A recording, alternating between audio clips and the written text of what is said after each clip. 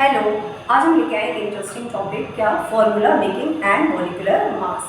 इससे पहले वीडियो जो डाला था उस पर हमने देखा था पॉली एटॉमिक आइंस के बारे में। मैंने कहा था पॉली एटॉमिक आइंस बिल्कुल अच्छे से याद होनी चाहिए, और दूसरी तरफ हमने डाले थे एटॉमिक नंबर्स। अब एटॉमिक नंबर्स जितने भी एलिमेंट्स हैं उनकी आपको वैलेंसी याद होनी चाहिए। जैसे सोडियम की कितनी वैलेंसी है, +1, मैग्नीशियम की कितनी है, +2, एल्यूमिनियम की कितनी है, +3, कैल्शियम की कितनी है, +2, और कैल्शियम की +2, लिथियम की कितनी है, +1, पोटेशियम की कितनी है, +1। तो ये वैलेंसी याद होना बहुत जरूरी है। केमिस्ट्री में अगर कुछ भी करना है तो आपको वैलेंसी याद होनी चाहिए, ठीक है। मेटल्स की वैलेंसी और दूसरा पॉलीएटॉमिक आइंस की, क्योंकि इनको तो याद करना बहुत जरूरी है। पॉलीएटॉमिक आइंस कौन से हमारे, जैसे कि सल्फेट मैंने करवाए थे, एक वीडियो बनाया हुआ पहले। सल्फेट की क्या होती है, SO4 2 negative, nitrate NO3 single negative, sulphide SO3 एक ऑक्सीजन कम हो जाता है ना, 2 नेगेटिव। और ऐसे क्या था आपका फॉस्फेट PO4 3 नेगेटिव, अमोनियम एक अकेला था जो कैसा था, पॉजिटिव था, NH4 positive, hydroxide OH negative. ऐसे आपका था नाइट्रेट था ये, ऐसे nitrite NO2 negative, carbonate CO3 2 negative. तो ना फॉर्मूला मेकिंग के लिए या केमिस्ट्री में रिएक्शन को बैलेंस करने के लिए कुछ भी प्राइमरी काम ये है कि ना आपको वैलेंसीज याद होना बहुत जरूरी है। इनको तो भी आप एटॉमिक नंबर की हेल्प से निकालोगे, बट पॉलीएटॉमिक आइंस के फॉर्मूले और वैलेंसी याद होना बहुत जरूरी है। तो अब देखते हैं हम कैसे फॉर्मूला मेकिंग होती है। अच्छा, उससे पहले हम देख लेते हैं केमिकल फॉर्मूला ऑफ कंपाउंड क्या है। Chemical formula of compound, chemical formula of compound simple क्या होता है, सिंबॉलिक रिप्रेजेंटेशन होता है ऑफ इट्स कंपोजिशन। कोई भी फॉर्मूला अगर देखा जाए तो हमें क्या बताता है, फॉर्मूला हमें ये बताता है कि ये पर्टिकुलर कंपाउंड के अंदर ये एलिमेंट्स प्रेजेंट है, that these elements are present in particular compound. और ये भी बता देता है कि पर्टिकुलर एलिमेंट कितने अमाउंट में प्रेजेंट है उस कंपाउंड के अंदर, और वो सिंपल शॉर्टेस्ट फॉर्म में लार्ज अमाउंट ऑफ इंफॉर्मेशन देने का तरीका होता है, क्या आपका केमिकल फॉर्मूला। अब देखते हैं एक एग्जांपल देखते हैं केमिकल फॉर्मूला। अच्छा, दूसरी चीज, फॉर्मूले के दो पार्ट होते हैं, कौन से दो पार्ट होते हैं, एक होता है आगे वाला, जो आगे हमेशा मेटल को लिखते हैं, मेटेलिक पार्ट आगे मिलेगा आपको, और जो नॉन मेटेलिक पोर्शन है वो आपको पीछे मिलेगा। अब जैसे एक एग्जांपल लिया हमने, suppose magnesium carbonate, sodium carbonate ले लेते हैं, हमने लिया सोडियम कार्बोनेट। अब सोडियम का सिंबल क्या होता है हमें पता होना चाहिए, सोडियम बिल्कुल अलग है उससे, ऐसे नहीं है, उसका लैटिन लैंग्वेज में सोडियम को नेट्रियम बोलते हैं, वहां से हम इसका सिंबल लेते हैं।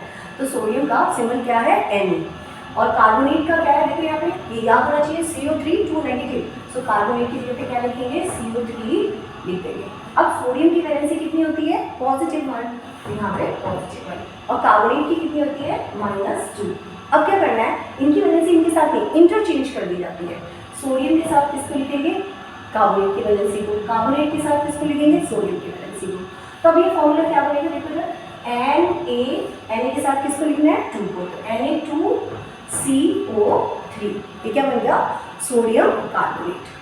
Is it clear. एक और एग्जांपल देख लेते हैं यहाँ पर हम, एक और एग्जांपल दूसरा ले लेते हैं हम, एल्यूमिनियम सल्फेट, बहुत आता है, गलती भी होती है यहाँ पर, क्या लिया हमने, एल्यूमिनियम सल्फेट, एल्यूमिनियम सल्फेट। अब फिर से एल्यूमिनियम मेटल, एल्यूमिनियम की वैलेंसी, एल्यूमिनियम का सिंबल ये है, इसकी वैलेंसी कितनी है, +3। दूसरी क्या है, सल्फेट, सल्फेट क्या है, SO4, सल्फेट की वैलेंसी कितनी होती है, -2। अब वही काम करना है, इंटरचेंज, क्योंकि दोनों की सेम नहीं है, सेम होने कट जाएगी, इसलिए लिखने की जरूरत ही नहीं थी। तो एल्यूमिनियम के साथ सल्फेट क्या आएगी, सल्फेट के साथ एल्यूमिनियम क्या आएगी। फॉर्मूला क्या बना, बस बताओ जल्दी से, Al के साथ क्या आएगा, 2Al2, अच्छा प्लस माइनस नहीं लगाते, और सल्फेट के साथ किसको लिखेंगे, +3 को।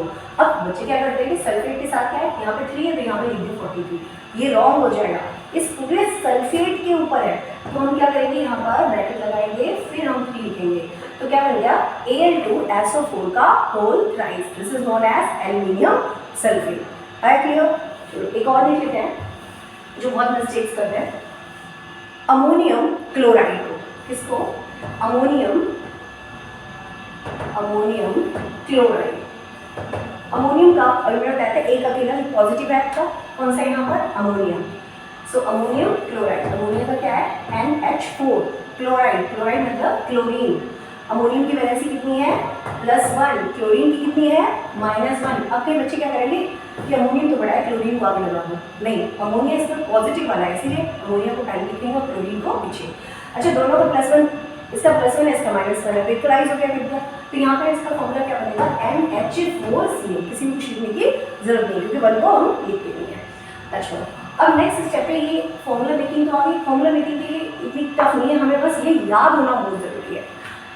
अब अमोनियम क्लोराइड की लिख लो, तुमने अमोनियम के पहले इजी सा लिख लेते हैं, अमोनियम क्लोराइड। चलो अमोनियम क्लोराइड लिख लेते हैं, अमोनियम क्लोराइड। क्या बनाया था इसका फॉर्मूला NH4Cl। मॉलिक्यूलर मास में हम क्या करते हैं, ईच एलिमेंट का मास जो होता है उसको हम क्या करते हैं प्लस कर देते हैं, एलिमेंट्स के मास को, एटॉमिक नंबर नहीं मास को। और लगभग जो मास होता है वो एटॉमिक नंबर का मोस्टली डबल होता है। मोस्ट ऑफ द एलिमेंट्स का जो एटॉमिक मास है वो क्या है, मास नंबर क्या है, डबल एटॉमिक नंबर का। लेकिन कुछ एक्सेप्शनल केसेस हैं जहाँ डबल नहीं है, उसमें एक प्लस हो गया है, वो हमें ध्यान रखना है उसकी।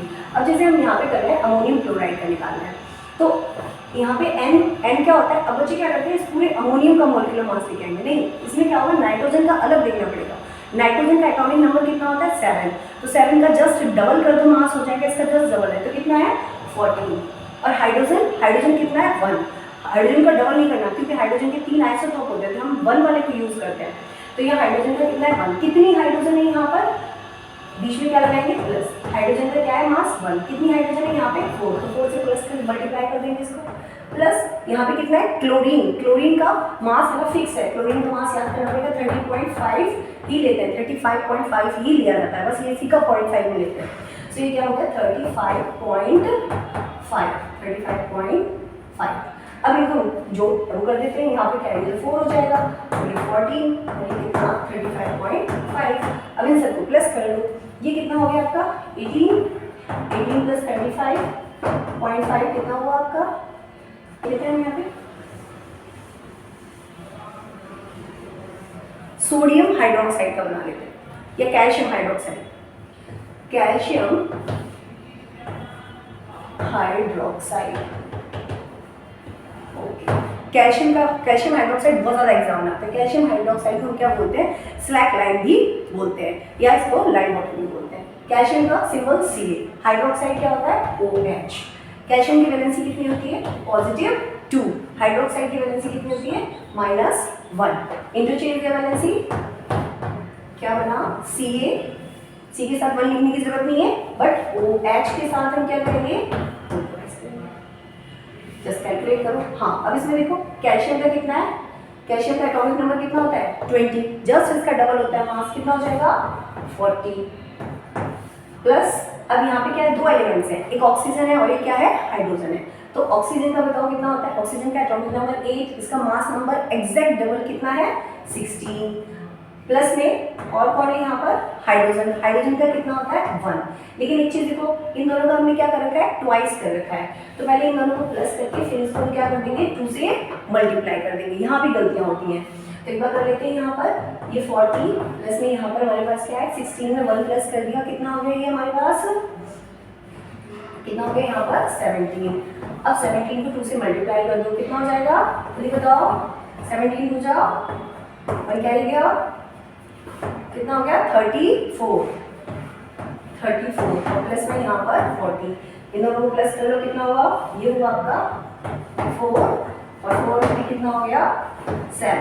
सो व्हाट इज द, और हाँ इसको मेजर किसमें करते हैं, U में, unified mass, so use 74 U। That's all, thank you.